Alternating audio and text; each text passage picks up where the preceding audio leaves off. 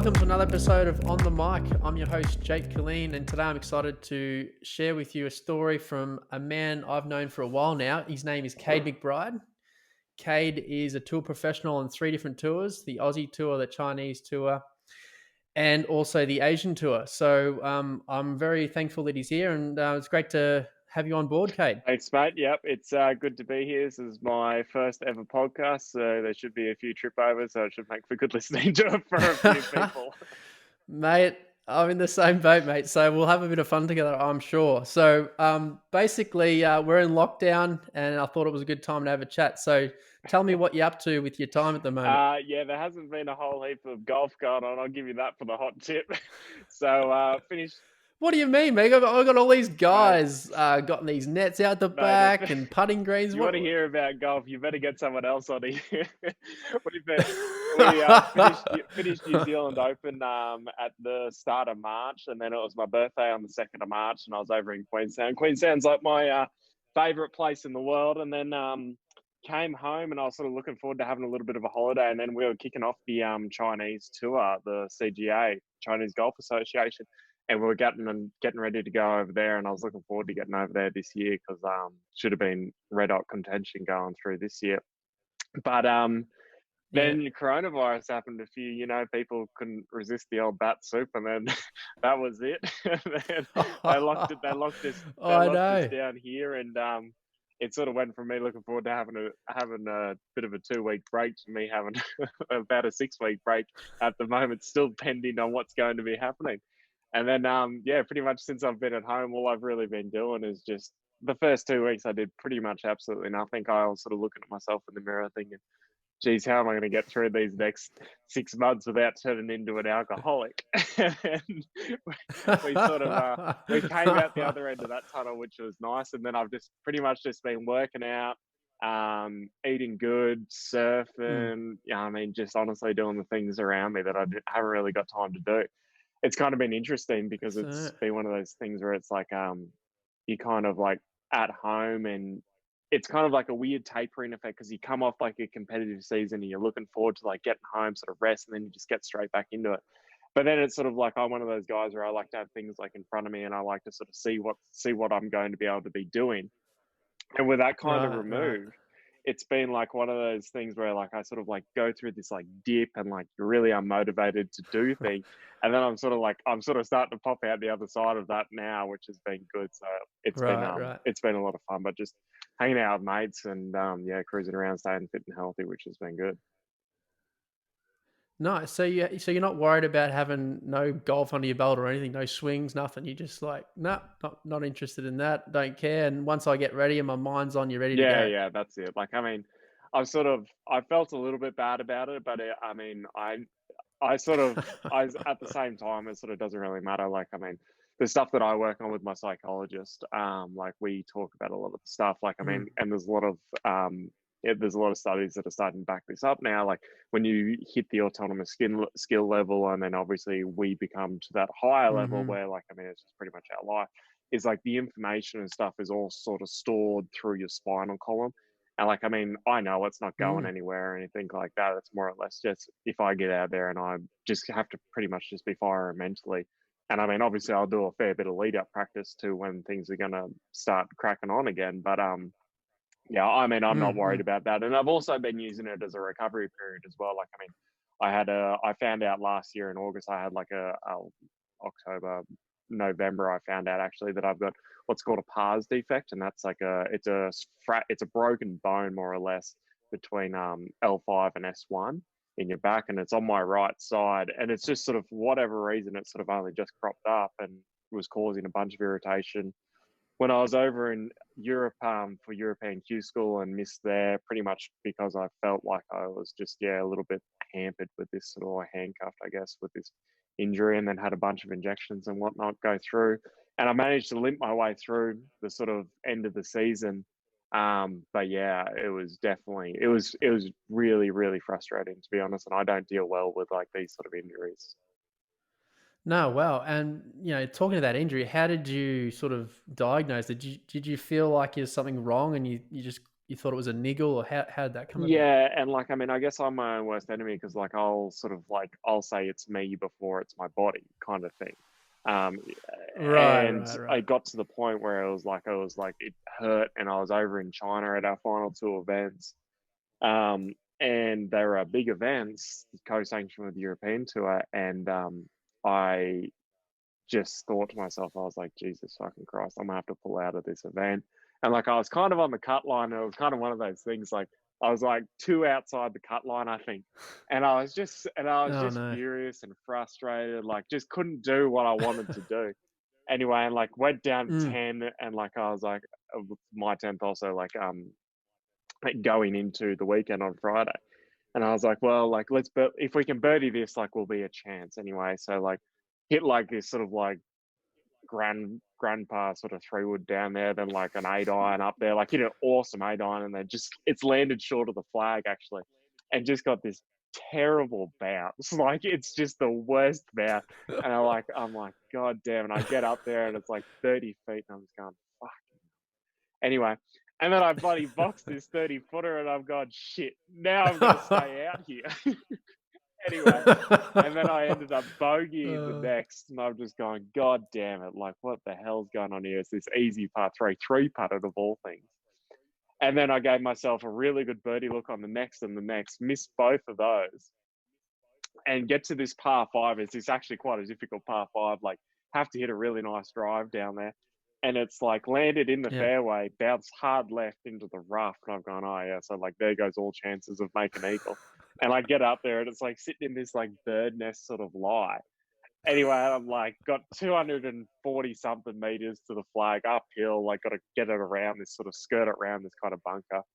And it was just sort of like a Hail Mary 3-wood sort of thing. And I'm like, it's like just unbelievable, like just typical golf, like landed like front edge, like skirted around the bunker up there to like literally 6 foot, and I've held it for eagle. I've gone, oh my fucking God, now I definitely have to stay out here. Anyway, all being said and done, I ended up at the 17th hole, which is another par five, like taking it on in two. And I knew I had to birdie one of the last two holes. Anyway, and I've hit this, like the pin sort of tucked left, and like there's some shit around it and whatever. Anyway, and I've hit this 3-wood and like just hit the best 3-wood. And it's airmailed the green into the hazard over the back, and I've just gone, oh no. Anyway, and then I've ended up dropping it, getting it up and down for par, and then like just had zero right to hit a driver on the last hole.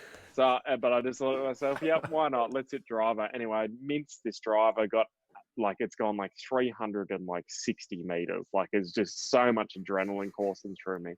And then hit bloody sand wedge lob wedge from 80 something meters down into like 10 foot and hold up for birdie to make it on the cut. and then Wow. and then sort of that.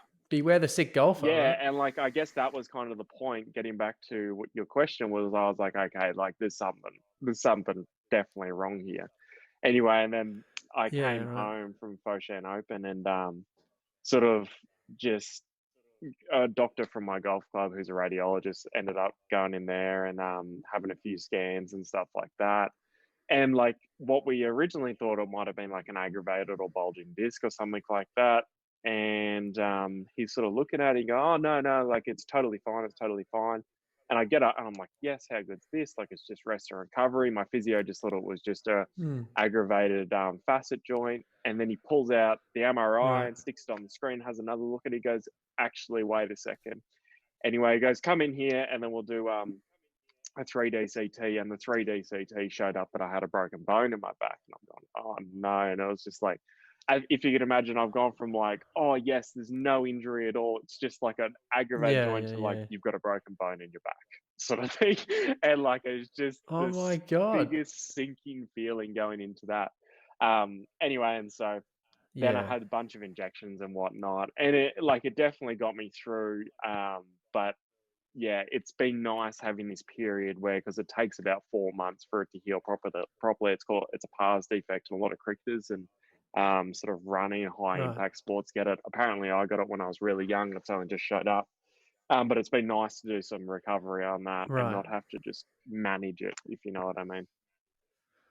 Sure. So that was my next question. Like, they know where you did it, how you did it? It might have been something from a small fall as a kid or Yeah, like I something. used to ride How do you? motorbikes and stuff when I was a kid, but like I don't Oh yeah, really remember like ever hurting my back and being like, but like everyone's falling on their tailbone at the same time, and like that's just the worst yeah, feeling sure, ever. sure. So I assume it was probably something like that, but they all said it's a really, really old break in my back.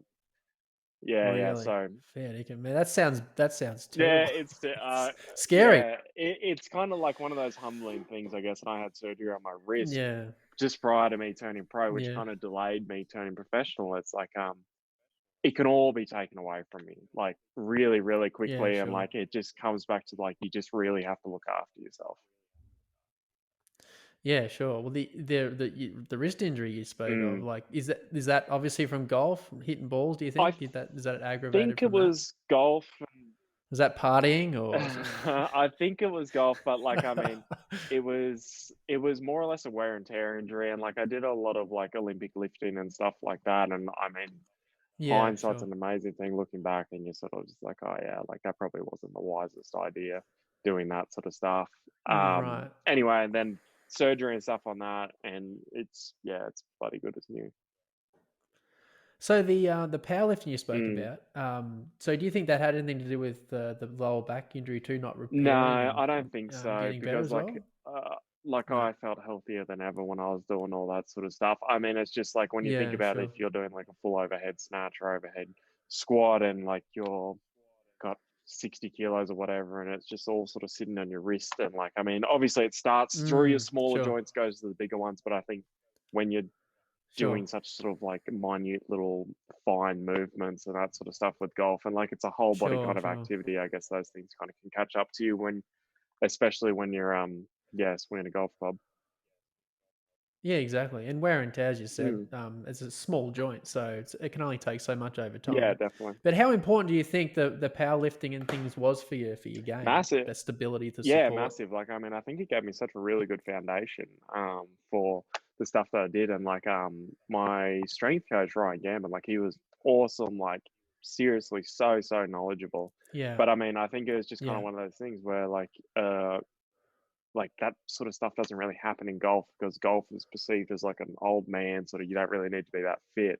But now like it's just got yeah, this sure. ridiculous progression towards like everyone out there is reasonably athletic now.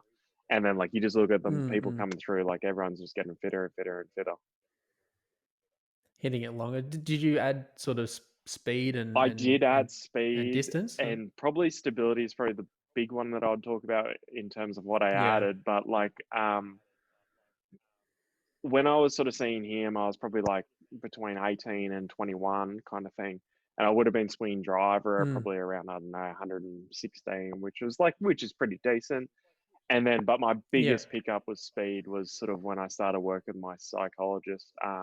We just did some awesome work. And then I just started picking up speed like it was going out of fashion. Like, I mean, at the PGA Championship, overall Pines, this is the fastest I'd ever seen myself swing. I had my TrackMan behind me and I was swinging driver. This was prior to the Friday round. Hit 4 drives, I think, and all of them were over 126 and a half mile an hour, which was good. And like, I mean, Wow. yeah, so like swing Wow. speed's definitely picked up a lot. But you know, I would attribute it to like the underlying ability to be able to do it was probably yes, my strength and stuff, but then actually being able to implement it and put it into my game was definitely because of my psychologist. So he allowed you to sort of swing freer? Is that what you're sort Yeah, of alluding it's sort to? of it's more or less yeah, swinging for hour. Yeah, that's definitely Trusting it? trusting it, just like changing your mindset a little bit. And I mean, that Sure. was I just instantly just saw speed just gradually pick up. It wasn't like I went from like 116 to 126. It was like over a Right. period of time where it was definitely just getting faster and faster. And it's kind of one of those things. It's like a new kid with a toy, and it's like oh yeah, Yeah, like yeah, oh, sure. you've got all this speed, which is great to have all this speed, but like no one cares if you hit it like a long way. Like I mean, you can ask No, Zach that's right. Johnson and Yeah. whatever, and he'll just sort of laugh at you. But like, it's obviously a weapon, and it's just about being able to just Mm, add mm. it to your arsenal. And I guess that was the learning process that was involved with it as well. But I'd Yeah, rather mate, talk have me it. more I'd about. rather have it. Put it that way. Yeah, sure. I mean, Yeah, absolutely. And, obviously, if you can control it enough, definitely. And there's definitely courses that will suit it better and Yeah, more. But yeah, as you said, if I think Tiger always says he's at 90, 95, and can get to 100 if he needs to, right? But, if you're playing for money, you're playing for tournaments, you're a little bit under just to make sure that you're keeping it in control and, yeah, and right in front of you, where you're hitting it. So, that's that. You know, playing golf to me is a combination of when to go for it, when not to. What do you think about that? I mean, having the arsenal there is great, but making the decisions at the right time, is that very important too when you're playing? 100%. And like golf's like tournament golf is such an unusual thing because like you can shoot 7 and 8 under in like the first and second round, but I mean, you still only really, unless like you've just had an absolute purple blinder, you're still only ever going to be five in front, and 5 shots over 2 days isn't very much. And like that's the Yeah, thing that's is right. like, Yeah. yeah, you can do that, but like if you shoot 7 under and like you be like, okay, like that's really repeatable. Like I can just go out there, do that, to make good decisions again. Yes, you have to hold putts, but I Mm. mean the difference between shooting 71 and like 66 is just such a small difference. And then it's all mentality sort of thing. Yeah, you get a little lucky here and there, but I mean, it goes both ways as Mm. well. So it's going to average out. And like, I mean, if you can make good decisions and your career is not one tournament either, your career is 25 years. So, like, you got to go out there with a mentality like, yeah, my career is 25 years and this is how we're going to make this career good. And it's kind of like going to a casino, you just play the odds. Yeah, yeah, it's an interesting point. I mean, you talk about perspective. Mm, Like, I think that's what you're talking mm, about, and understanding that, in golf, you're going to get some bad lies, mm, some bad breaks, some good ones.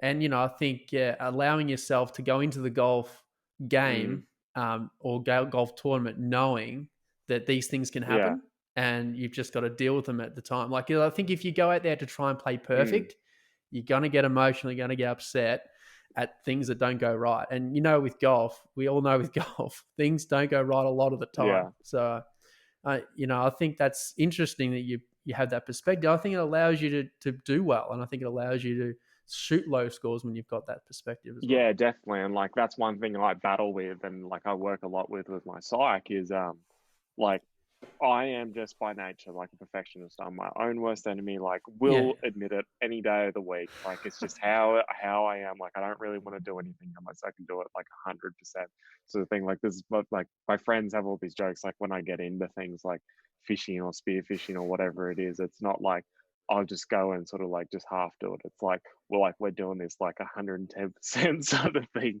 And yeah, I sure, guess that's sure. kind of like going back to like my golf is that's kind of where it becomes like a balancing act for me out there is like things aren't always going to go perfectly when you're out there. Yes, you're going to get a bad lie. Yes, you're going to hit an awesome golf shot, but you might not get the Mm, reward you mm. want. And it might happen 5 times in a row on holes. And like you just look at it and you Yeah, just that's go, like, right. I've Yeah, just wrote down 5 pars, but I've just played 5 holes better than any of the other birdies that I've made this week, sort of thing. And like, I mean, that's where it really sure. comes into perspective. And for me, the sort of I guess the catalyst was kind of like going out there and sort of just realize that okay, if you play the odds, it's going to end up in your Mm. favor, and then it just comes down. There's a little bit of obviously leeway either way, but if you just play it Yeah, sure, smart, it's sure. going to work. Like you're better off if you've got to fly a lie. Like if over 25 years, you're better off playing probably just to the safe side of the flag, to the safest spot, as Yeah. opposed to taking on the flag. And like, I mean, you might get it 10 foot closer, but you're also going to bring in the bogeys and worse.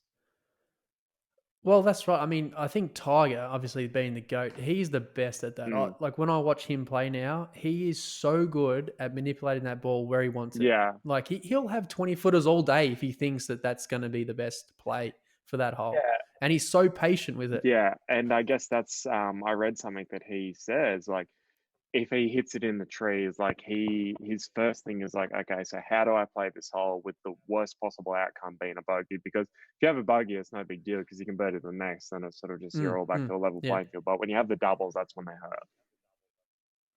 Yeah, and you notice that when you're playing tour golf is just keep the doubles off, and if you have your great rounds, you'll have 8, 9 birdies or whatever, and if you can have 2 or 3 bogeys, Mm, then you're still making a really good score. for sure, and it's also like I mean, you gotta kind of just you gotta be able to go out there, I guess, and just not make the silly mistakes either, because that's the big ones as well. Like, I mean, yeah, everyone's going to hit it in the trees, and sort of everyone sort of is going to play a little bit on the defensive and try and Mm. make Yeah. the par, and like they'll probably end up making a bogey because it's not that hard to do it.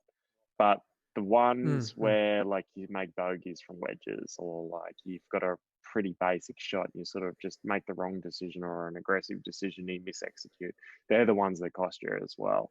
So I mean, there's a vice versa to it. And so, you talk about working with your psych and how you go into a Mm, tournament. Now, obviously, you got your sort of Mickelson sort of type that goes out, try and birdie every hole. mm. That's the mindset. And, obviously that's worked pretty well for him. But how do you approach sort of going into the weekend, making the cut and then, trying to win the tournament? Or do you just try and go one shot at a time, like literally? Um, I go into an event, like first and foremost, I'm going into an event because I want to compete and I want to win. And like, I mean, that's just part of me.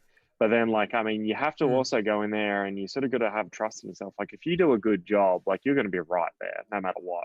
So that's my thing is like, Yeah, yeah. just go out there, do a good job. I know what a good job means to me. And I mean, if I Yeah, go sure. out there and I do that and I stick to that plan, I know I'm going to be right there at the end of the event. And I mean, that's where it sort of comes down to that balancing act is like, okay, now you got to do a good job, and you go out there and like there's so many steps to the process of doing that.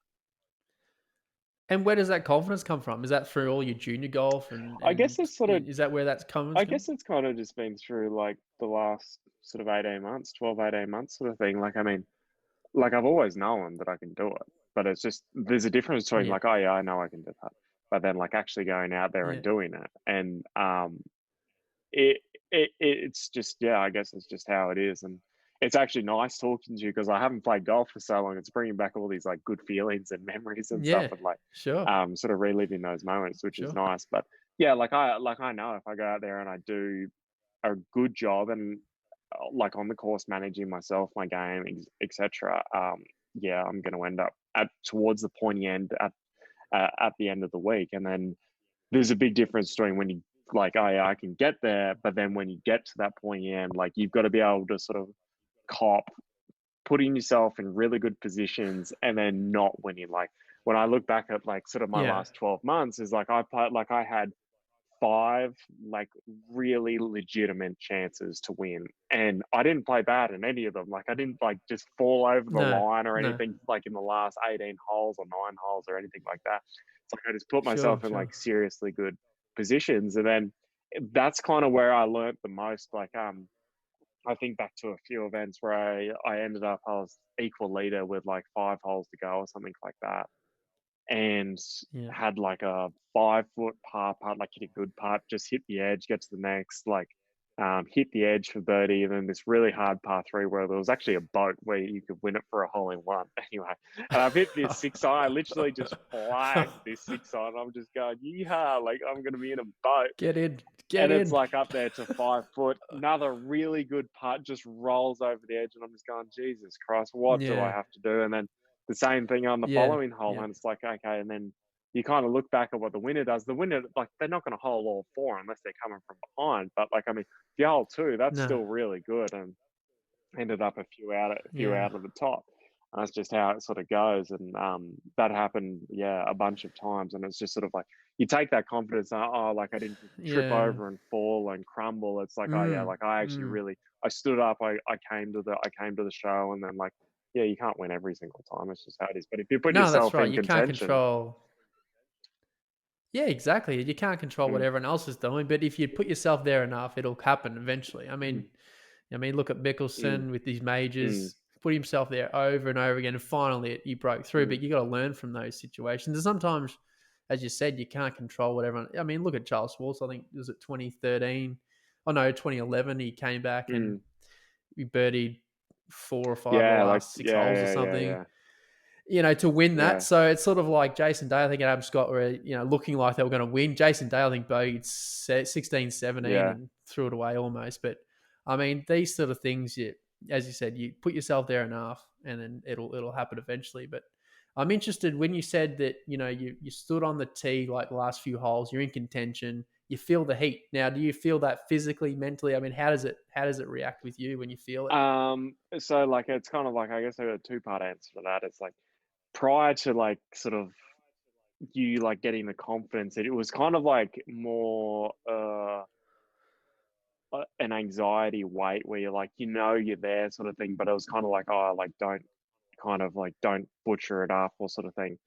And like that's just, So the mind's going, yeah, and like yeah, that's just me being perfectly yeah, honest. But then towards the end of it, it was just totally freaking different. Like it was like just so excited, and it's just like I'm going out there just to beat these guys, you know, yeah, real, like as sure, bad as I could sure, possibly do it. Like I don't want to say anyway. You give yourself a pretty good, yeah, pretty sure, pretty good, pretty good sure, sure, hounding out there, and that's yeah, kind of my mentality now. Is like, yeah, I'm like super excited. Yes, so everyone's nervous out there because you're contending, and it's um like yeah, everything else removed. Like it's a competition against yourself, and it's who's going to manage themselves the best. And like people yeah, do get a little lucky. Like let's just be real about it. But I mean, yeah, but exactly, yeah, doing that sort of stuff is just like, yeah, like I just love it. And like that's sort of the thing that I'm really missing now is that competing side of things. It's like I want to be there, like I want to be doing that kind of stuff. And I guess that's what kind of gives me yeah. that like the happiness and like sort of just yeah, and The contentment. confidence, Yeah, right? yeah. You want the ball. It's like, Mm, Jordan, all the yeah, best. What Tiger want the ball yeah, and back themselves in, and they're okay to fail. They're happy to fail, and I think that if you can combine those two things, like to me, I think that's pretty good mixture. for sure. And like, I mean, I'm always like, I'll always say if I screw up or whatever it might be, or I think I can do something better. Yeah. And I guess that's kind of like one of the benefits of being like your own harshest sort of critic. Yeah, exactly. Did you tap into a mental or physical routine when you sort of get pressure, or does that just happen Yeah, automatically like now that you've yeah, done so and that many takes a times? while to develop as well. So like the stuff me and my site go through, like I mean, it's Yeah, all like yeah, it's all a process. It's not like I'm just getting out there going, oh yeah, let's try and win. Like you got to have things in place to try and do that as well, because you can't just sort of get through on a mm. really consistent basis without those sort of like processes. Yeah, sweet. Now, a bit more of a different pressure, but still pressure. I want to talk about the 60 you Yeah. shot. Now, interestingly, this was at Wuhan Valley Open in Yeah, China. that's right. So I was like refreshing it, making sure that this was correct when I was researching this, but I couldn't believe Yeah, what I was yeah, looking that's at. correct. So, what's it like over in Oh, Wuhan, mate, just to it's a start with? brilliant place. No, no, honestly, it like Any fish markets? fish markets, bat soup, the whole lot, mate. You name it. Honestly, I can't believe that's where you've had your 60. yeah. It was kind of weird because we actually started that event on a Wednesday. It was a Wednesday to Saturday event because they were having the World Military Olympics there, and the golf course we were playing at. That's where like the like and like Korea, like Right, sorry, South right. Korea and stuff, and Japan are all coming over for these war game. Sorry, war Olympic games, and they play these sports Yeah, anyway. yeah. And so like they were coming over to play like these military World Olympics at the golf course that we were playing from Wednesday to Saturday. And the whole city of Wuhan is kind of like it's a very militarized city, and there's a lot of military presence there. But kind of oddly enough, where we were, it was just very low key, not very many people around. And then like when you get to the golf course, like we get shuttled there on buses, and we have to take our golf clubs out, throw them through a metal detector and whatnot to make sure we didn't have anything. Oh my And god. then yeah, Right. get them, put them back on the bus, go up there, and everything was fine after that. But yeah, no, it is a little bit coincidental, but yeah, it was at Wuhan. Yeah. Well, I mean, obviously, you didn't quite get there in the end. I think you finished fourth or Yeah. something. But gee, I'm having a look at your scorecard here. You birdied the first 6 holes. No, no, I'd Birdied say that 8 of I the first so 10. there's more to this. So when you Oh, say, oh yeah, like you didn't get the win, like it's funny because like I think I was the last group to tee off 10 on Sunday, and like I sort of like got to the tee right. and like I knew if I shot a good score, like it would mean something. So I wasn't going out there sort of just free wheeling. Like I was like looking at, I was the last group to tee off 10 or first group to tee off 10, something like that. And I was having I had a sore back there because I'd played a bunch of weeks in a row, and like I was just tight. Like your body just gets tight. So you shot 60 on a sore back, is that what you're saying to me? Yeah, like I was in. It was weird, eh? It was so weird, Have a so listen. weird. Have a So listen. anyway, I hit this like just like shanked this driver off the first hole, and like it's come up, Which is the 10th. yeah, which is the 10, like just short of the hazard. Hit this Yeah. 3-iron into the bunker over the back, like it's just got this hot fly, like all the grass is dewy and stuff. Anyway, and then got this bunker up and down. I was like, oh, that's a pretty good start, like 1 under. Anyway, get to the next hole. It's kind of like this tightish par four, all this shit right, and then long grass left. Anyway, and I've just like my go-to drive on sort of tight holes is like a flat fade. Anyway, so I've pegged the first one up, hit it left into the bush. No, oh, I hit a provisional. Peg that one up, hit it left into the bush. Oh, I'll hit a provisional. Peg that one up, hit it left into the bush. All right, fourth provisional. Put this thing, and I've hit it in the bunker right, and it's plugged in the top of the lip, like just like under the grass, like just heinous. Anyway, get up there, found all my golf balls, including my first one. Anyway, hit it up onto the back edge of the green, made a good two putt, and then I was just bloody off to the races since then. And I just went like stump, like hole and long putts and stuff, like it was nuts. And I turned, I think 5 under. Is that right? I think I turned 5 under through. Yeah, well, look, I don't have the exact scorecard in front of me, but I've only written that you birdied the first 6 holes, so you obviously got to 10. I think and birdied 6. No, I must have been 4 under then. Yeah, I must have been 4 under because I turned 4 red and like no bogeys, and then I've just gone like, oh, yeah, like pretty good, like we can get going. And then I've just gone birdie, birdie, birdie, birdie, birdie, birdie, and I've gone, holy shit, like what the hell? I'm like 10 under. And I've held this 25. I've never ever been 10 under in my life. I've had 9 under at Burleigh Golf Club, and then I've like got this 25 footer, and I'm like, I've got this putt for 10 under, and like it happened like that, having 6 in a row as well. Was that the first time you thought about it? Oh yeah, like I knew I was going low, but like my whole mentality, I was like birdie, birdie, birdie, like I was like, let's go, sort of thing. Anyway, and I actually had the lead group in front of me. So I'd had 6 birdies on the trot, hit 10 under. And like word must have got around to the crowds. And like the crowd started leaving the lead group, which had the leaders in it. And they started coming back and watching me. And I'm just going like, I'm like, this is 59 watch. I'm like, this is good. Anyway, and like I got to 10 under, and I'm just going like, holy hell, like this is going nuts. And like you got to understand, and I don't want to pump my own tires up here, but this golf course was no snack. Like, please do. Like this golf course was no snack. Like there's people that can vouch for me. Like this golf course was a difficult golf course. Anyway, and sort of going through it, like got to the 10 under or so, and was just going like whoa. And then there's like hard finishing holes to wrap it all up.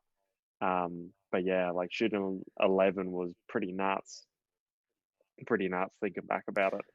Sort of, I'll run you through it. Like, so it was a par 71, right? Par 71? No, it was I'm pretty sure it was a par 72. Par 72. It was, I think it. Yeah. So you've shot 12. I shot 12. Sorry, I was 12 under. So yeah. Trying to rob myself of a shot there.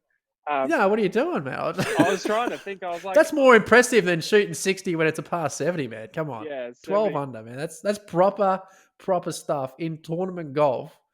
If you don't mind, now put it in perspective for you. I don't know, you wouldn't know this probably. 10 players have only shot 59 in tournament golf, right? Yeah. Ever, yeah. Right? 37 have shot 60 on the PGA Tour. So obviously on different tours, that's not encountered. But only 37 have shot 60. And I'm assuming in that 60, there's a lot of 70s and 71 pars. Yeah. Still not as impressive as shooting 12. So I'm just letting you know that's rare air. That is rare air, mate. Mate, it was pretty nuts. Like I knew it was pretty special, and like the craziest part was like I hold this 25 footer. It was like this up the hill left to right, which any right-handed golfer knows. Like that's a difficult putt because you got to hit it firm as well. Anyway, I boxed this thing, and I told myself I was like, we're gonna birdie this hole, but then we're going to the next, which is this par 5, and like it's one of these par 5s. Like it's a very Japanese par 5 where like your world can just come crashing down on top of you. Like it's like just hitting this drive down a goddamn hallway, out of bounds left and right, and like it's very narrow. Like pretty much, I'd say 90% of the field, probably hit 4-iron off the tee. Like it was Right. really tight. And I said to myself, I was like, we're gonna get to 10, we're getting up there, and we're putting our ball sack on the goddamn tee, and we're hitting driver. Like anyway, and like I've just totally rinsed this flat fade drive down there. Like it's gone like way over 300 meters, like longest drive down there all week I've seen. And like just could not have hit a better golf shot. Like it's one of those like shots, and like everybody's got it, like you just go back to and you're just like, holy shit. But then like I was 10 under, and like I've sort of hit this drive knowing that I'm sort of in contention for the event now. Like I'm like, oh shit, I could shoot 59 and I could win this golf tournament. What am I going to do? Like sort of thing. And like this is going back to my point before, like you've got to have good processes in there. And like that's just what I lent on, like really, really good. And I've rinsed this drive, gone through great processes the whole time, hit this awesome 4-iron, like, and it's like a hard shot again, OB left and right, like just under the fringe of the green, and chipped it down to 2 foot and then tapped that in, and then gone to the next. And like I'm pretty excited, like I'm 11 under par, like I'm like, holy shit, what's going on here? How many holes left? So you're 11 under with how many holes There's left? 3 holes left. Anyway, 3 holes left. and so it's this, So you could win the tournament. I could win the tournament. Yeah. I could, and I'm thinking 58. Like, let's go, 58.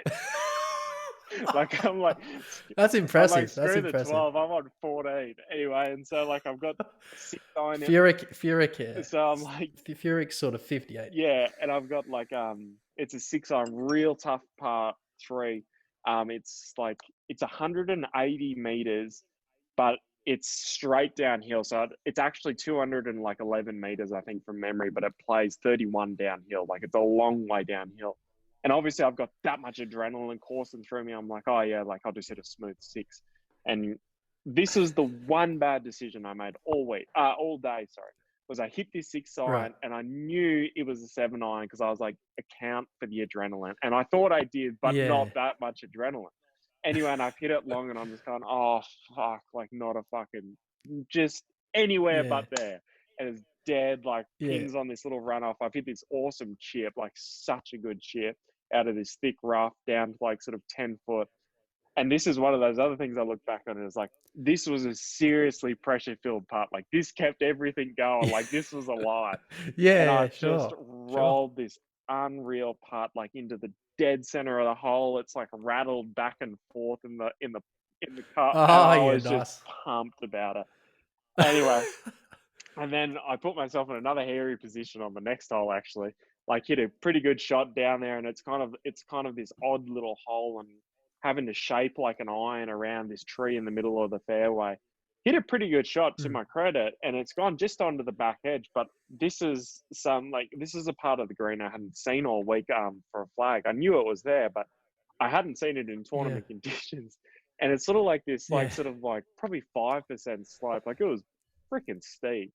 And the greens are quick. And like I thought I've hit this really good putt. Like just touched it, and it's rolling. And it comes up sort of short and left, downhill slider, like, and like I was like, okay, like we've got this sort of 5 or 6 foot putt now. Like if you miss the hole, it's going to go 8 foot by, like at a bare minimum. Anyway, so I'm nervous over this putt as well. So like I've holed that putt. I'm going, Jesus Christ, thank God for that.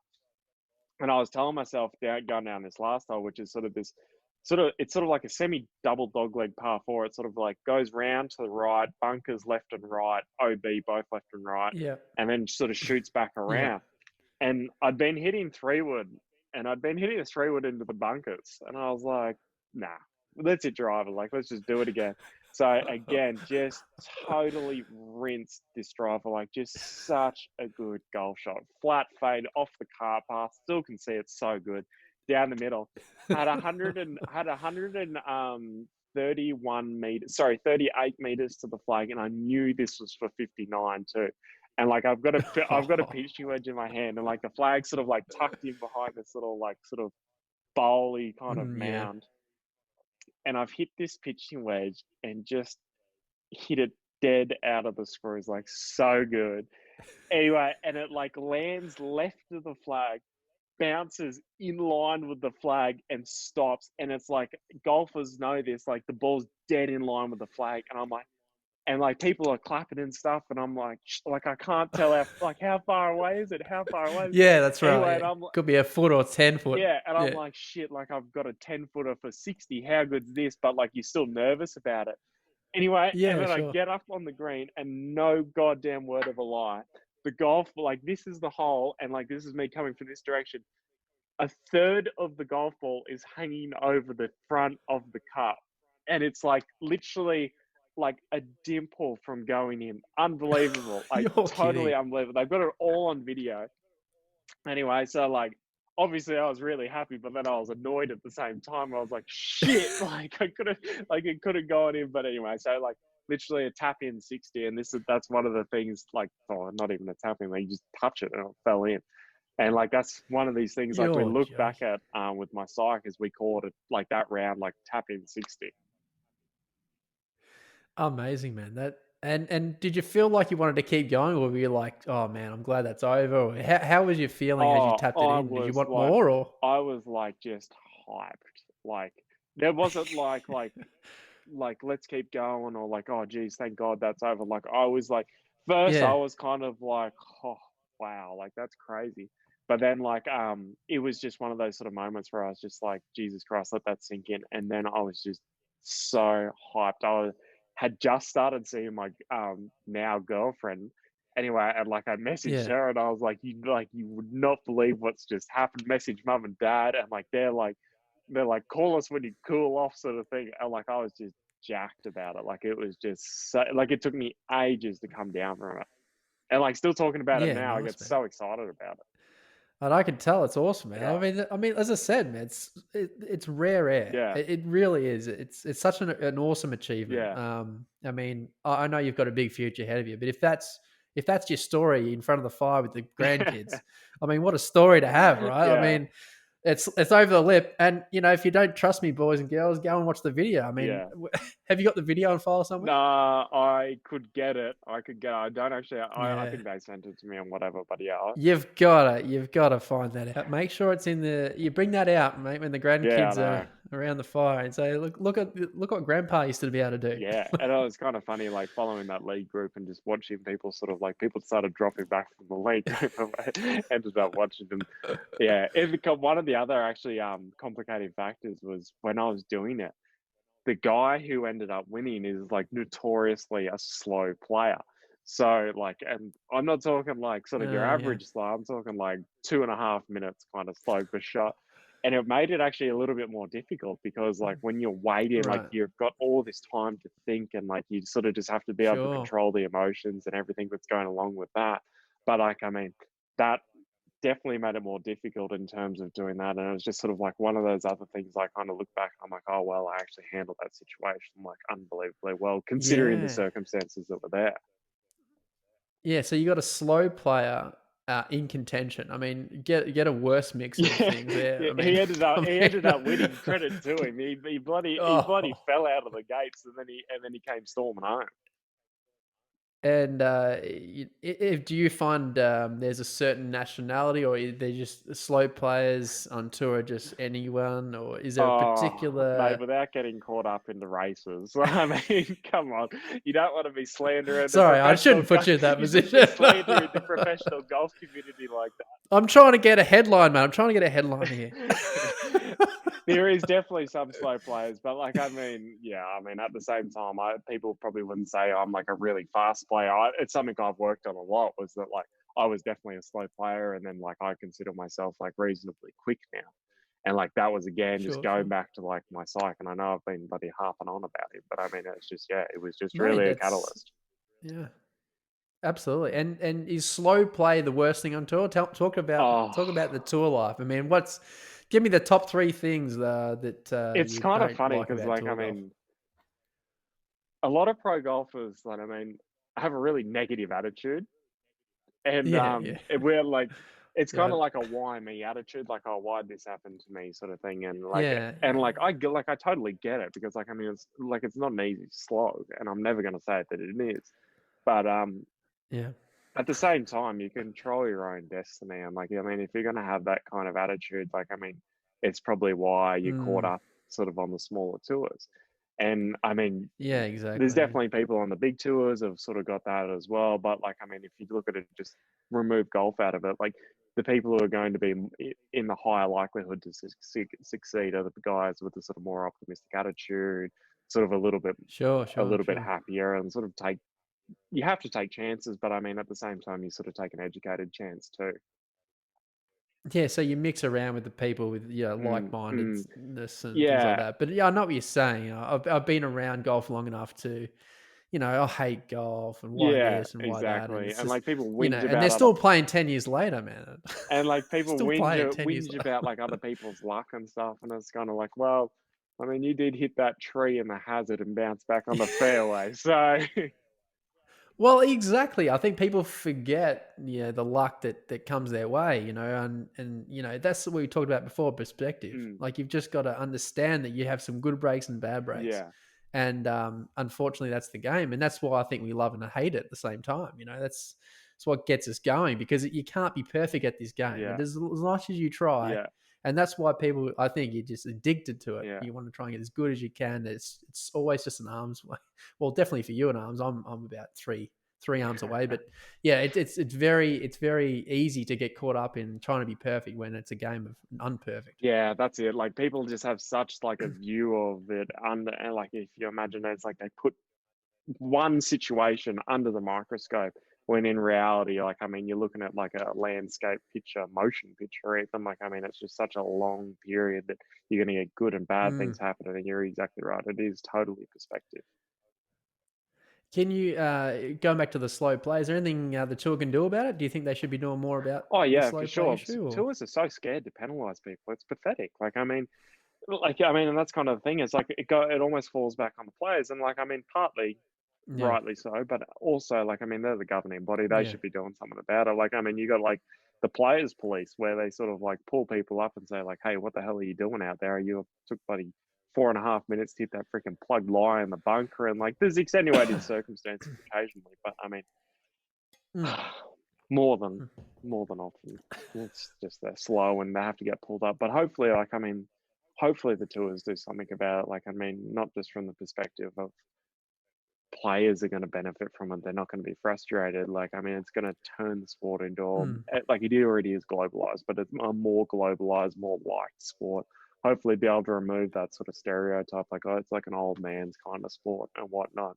And then, like, Sure. people are going to be able to enjoy it and have a lot of fun. And a lot of people say it, like, I mean, I totally agree with it. It teaches you a lot of like really good moral. Like, I mean, you go out there Mm, and mm, you have to cop something on the chin. You kind of get a little bit of this and a little bit of that, and the more people that kind of get mm. involved into it, I think is like it's only ever going to be good. I mean, there'll be a lot more frustrated people out there, but I mean, at the same time, it'll be good. Yeah, sure, sure, sure. And so, what's the goal for the rest of the year? I mean, obviously, pretending we're coming back pretty soon. I'm Mm. not. When's where's your focus this year? I know you got three. Have you got three cards? Have you got three cards this year? Or? I'm playing in China and Australia, so I'm not playing over in Asia. Like, I mean, I could get some Right, starts potentially, but yeah, I'm right. not really too interested in playing over there at the moment. Like I mean, my goal is to get over to Europe or the US.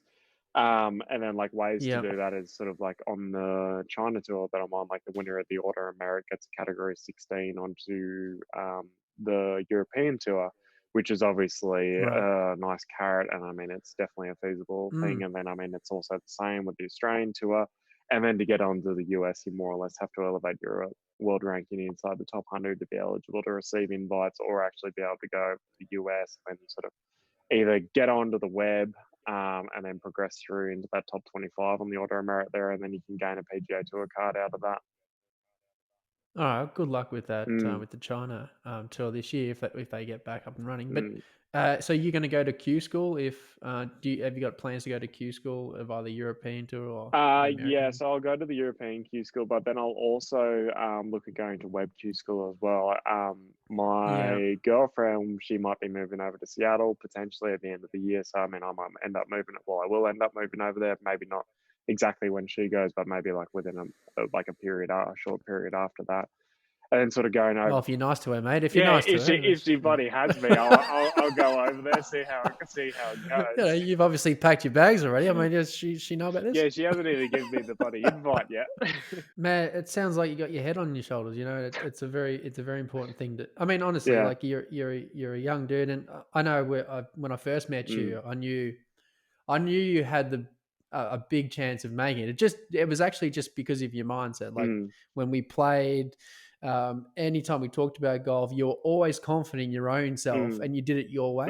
And I knew that mentality, and along with obviously your skill level, I knew you're a big chance. So it's nice to see you gaining confidence and doing the things you're doing. So from my point of view, I think it's fantastic, man. Yeah. And I wish you well with that. I mean, I think you got all the chances in the world, but what do you think for you is your next step? Is it time, or do you think there something you need to work on a little bit more to get there? I Or what think is it it's for just you? like, I mean, just keep doing what I'm doing. And I mean, it's like, I mean, you just have certain circumstances thrown at you. Like, I mean, just for example, like you sort of before or when I wanted to turn professional, I have like a wrist injury, and then you go out there and you play, you get this nice clean run where you're playing awesome, and then like Yeah. you sort of run into like a back injury, but then like it's kind of been balanced out with this coronavirus because I'm like, oh well, I don't really have an injury now. Now I get time to heal and rehab, and it's kind of like free time to rehab and heal. So then like Sure. then when I go back out there next time, it's like, well, you just got to get clean runs, and like people have hot streaks,